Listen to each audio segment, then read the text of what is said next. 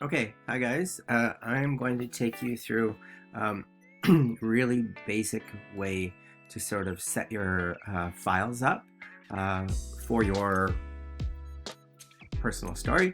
So again, we're using InDesign. I'm going new document, and we know that it's 8.5 by 11, which is letter. So you will see that if you look up under print, you will find that it is your first one. And before I set any of my margins or columns, I'm just going to open it up. And there it is. So one of the things that I like to do is I open my pages.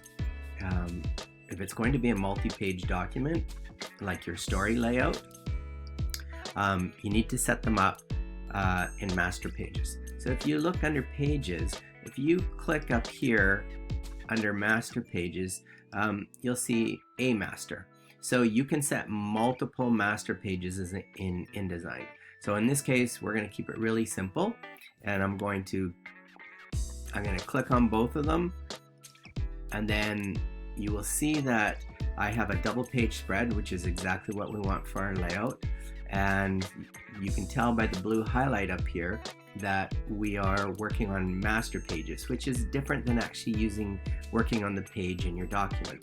So the first thing I'm going to do, like we've talked about so many times before, is I'm just going to set, no, hang on, I'm going to make sure I'm on both of them. So you see now I have them both highlighted, so that will change them at the same time. Margins and columns. Just going to bring my top one down because I really know that I'm not going to be, I'm not necessarily going to be bringing text right to the top. It never looks great, but you can also change these at any time. So I'm going to go inside, and in this case, I could have a completely symmetrical layout, but in this case, I am going to choose, I'm going to bring my outsides in, I'm going to bring my insides even more. I'm going to offset my layout, and this is just another way of doing a layout. So we are looking at a print document, so when you open up the pages, the primary text is going to be closer to the outside, which is actually better than being close to the inside, because then it gets harder to read. So I'm just going to keep doing that. I'm going to make this, just for simplicity's sake, I'm going to make it 2 columns, and that will keep things really easy for you guys. Could do 3 columns on each side, totally up to you. Very easy to do either way. If I'm going to do 3 columns, probably just going to open this up a little bit, just so my columns, if I am going to use 3 columns, that they're a little bit wider. So there we go. So now we have our left, we have our right. Now, when you sort of set up your pages, you know that you either want to be 4 pages, 6 pages, or 8 pages. So an easy way to do that is just to leave the first page in there, grab both of those, and then if you see I'm dragging them both down, and when I'm holding it, you'll see it highlights a line. See that line up there? That basically is saying that the document understands that you want it to come after page 1. So if I let that go, now you'll see there's 2 and 3 there. If I grab it again and I do the same thing, you see 2 more. And just in case, I'm going to grab it and one more time, and we'll just get rid of that. Oops. So this is a tricky thing in InDesign. So it always starts with 1 page, and sometimes when you go to see what happens when I go to get rid of that first page, because we know that we'll want a double page spread, it shuffles everything. So I'm going to go Command Z, and what that is if you go up under the, if you go up to the very corner and you click Allow Document Pages to Shuffle, and then delete that, you'll see that now it gets rid of it, and there's our 6 pages, and that is a pet peeve of most people that use InDesign. It's always very confusing.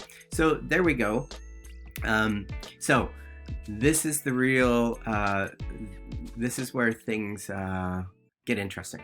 So we have talked about on a double page spread, a lot of times what I'm going to do is we know that we're going to have a main illustration and title and intro, that sort of thing, and then 5 sort of supporting images. So I have counted off 1,000 words, and I am going to change my I'm just going to sort of I'm gonna go with All Right Sans, change it all Command A, and then choose a different font. And then I am going to change it. Remember, print copy is typically 8.5 to 9 to 9.5 to 10. This is a pretty big typeface, so I'm going to go 8.5, and then I'm changing this 8.5 over 10. And then I have to make sure that when I write my story, like you guys are doing, that I put in paragraph breaks, so that the reader understands when a new train of thought is starting. In this case, I am just going to arbitrarily put some in here. So, so now I have my columns. I can go up here. Remember, at the top, I can change these to 3 columns. 4 columns. There we go. So I kind of know that I'm going to keep my first page, maybe for title and illustration. I'm probably not going to run text all the way up to the top of the page. You see how terrible that looks. So really what we're doing here is copy fitting. So at this point, I'm keeping everything loose. You'll see that I've selected my box in this red. See the red box, and the plus means there's more text there. So I'm going to click on that, and you'll see now my cursor shows type, right? So I'm going to pop over to the next spread, and I'm just going to draw a box here, and that will continue my text, right? So now I'm going to go again 3 columns, and you sort of see 1,000 words gets chewed up pretty quick at print size. So I'm just going to do this. So say you only have 1,000 words. Now you can start saying, okay, probably going to be a 4-page spread as opposed to a 6-page spread. But your story can be any length you want. If it's 2,000 words, then the chances are it's going to be longer than that.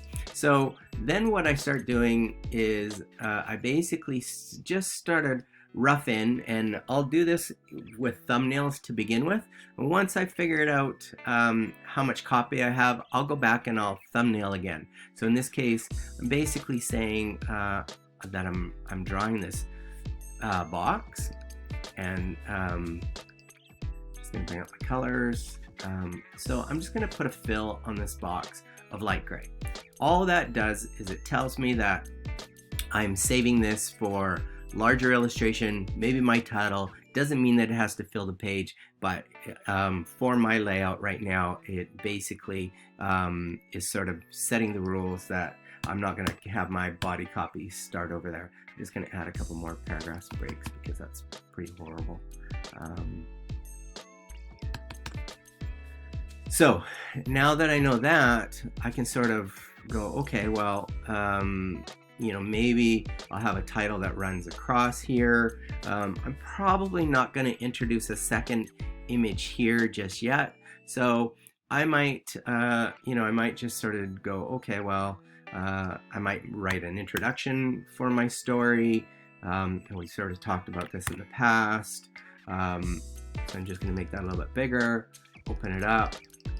Do that really quickly, and all of this is just to sort of understand how much space I am dealing with. So there we go. So now I'll move on to my next one and go, okay, so now that I've moved that text down, you'll see that it's floated a little bit further. However, I do not want my copy to end in the middle of the page on this side. What we're trying to do is get it to the end. So then I have to determine how am I going to put images in this thing. So again, I'm roughly going to bring in some gray boxes, and for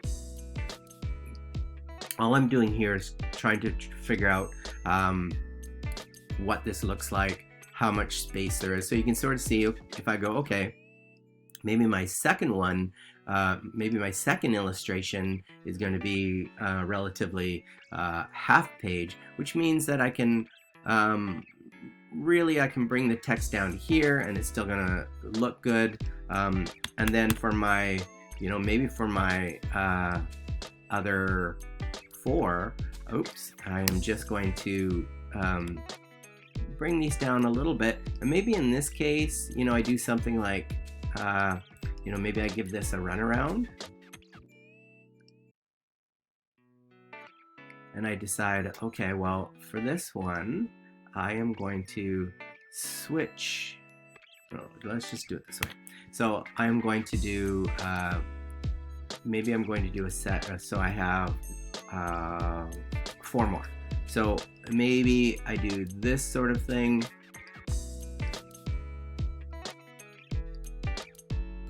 I'll make these the same size. I can do that with my measurements up in the corner. So you see, if I click on this one, it'll tell me that it is, let's just click in 17 wide, and then I'll click on this one up under the width. I'm going to click 17 wide, and then we know that they're the same. And you can do this any way you want, but this is a really simple way. So now basically I'm going to go Shift Option, and now I have basically 4 images. And if you actually look, I might take this image over here and make it basically the same height as those 4, and then I'm going to bring my copy down here, and in a really simple really simple way to do this then is to basically figure out, and you can see that my copy is really messed up, but if I do this, and I'm not going to make this justified, and I suggest that you guys, unless you're really into trying to figure out how to fix all the gaps, say I'm going to do it set left.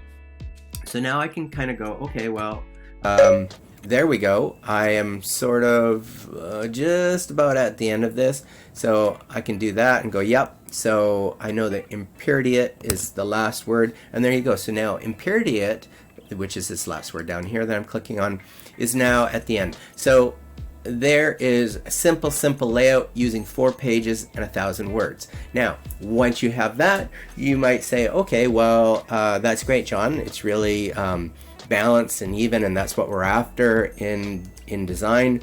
However, there's plenty of ways to do this. So, really another way you could really consider is, I'm just going to move these around, and I am going to switch these now to 2 columns.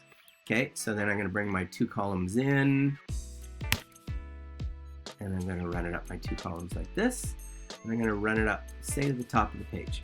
Right, so we go, okay, well, that doesn't quite work, does it, John? And I go, nope, it doesn't. However, if I take this, and then I give it a decent runaround, so I bring up my text wraps, and then I'm just going to push the text down so that we have a some nice white space in there. So we can sort of do that. Then what I might do is I might actually run these right to the edge of the page and do. So now I've got 3. I'm going to run it right to the edge there, and then I'm just going to group them. And I'm going to just reduce them in size until they relatively line up with the top of my text. And then I might just kind of do this thing. So then I will bring this down. Again, our aim all the time is to try and get this last column, and I need a paragraph break in there like nobody's business. Okay, so here's a couple paragraph breaks. So that's pretty good right there. And in fact, what I could do is I could adjust these and make them a little bit smaller. Maybe I make them a little bit wider. I'm not going to take them right into the column, but then I could make this one bigger, and it's totally okay to have an image up like that. So there you go. There's number 2.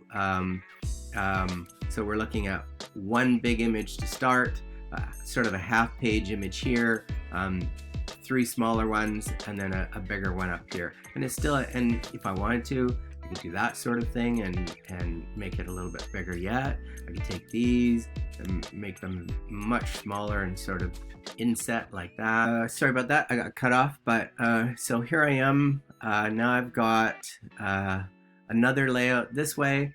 So basically today we're going to flip over our class a little bit, and we are going to work on the type elements of this story. So now that I have relatively this, I can do a million different things. So if I decide that maybe I want to flip the type, I could do this. It's definitely not as symmetrical as if I did it the other way. Then I'm going to probably adjust this so it's about that height so that we have some similarities. So there's a lot of different ways to do this. One of the things that I want to make sure that you're incorporating are things like pull quotes. So then I might sort of go, I'm just going to copy a little bit of this, and then just open up the box and say, okay, my pull quote in this case is going to be 10/13, and it's going to be bold. So there we go. So if I'm going to do this, and then it's pretty much going to change how we do things. So we want to make sure we only have one space between paragraphs. Huge mistakes. So I'll go through it and fix that. Then the next thing I might do is I might decide, okay, well, in this case, I'm going to hang my quote right off of that. I'm going to just change my images a little bit. So I'm going to go, or maybe I'm going to put the pull quote right in my third column. So there, and I'll fix the spacing after all of that. So maybe I do something like that. You know, if I do that, maybe then I decide, well, this actually might be better than to go back to, maybe I do 3. So maybe I kind of do this, and I'm going to make these the same width as the columns, which will keep them nice and uniform. And then with these ones, maybe I have one where the sorry, I actually accidentally locked those. I'm just going to get rid of those. So I'm going to then take this one and I go, well, actually this one I'm going to set right here. It's going to relate to something in the story here, and in fact I am going to put a pull quote under it. So you can sort of see it's making it a little bit more interesting. Then I'm going to play with my title. So let's just say this is my title. One of the things that I might do is I might do, you know, titles by their very nature need to be much larger. So here I am just playing around a little bit. And this is all going to be based on what you want to do with your illustration. So I might end up doing like a 2-line sort of title. So, and it's defaulted to justified. So I might do this sort of thing. And then maybe my main image kind of starts here. Or maybe there's, you know, maybe there's color behind here. So there's a lot of different things that you can do to make the story much more interesting.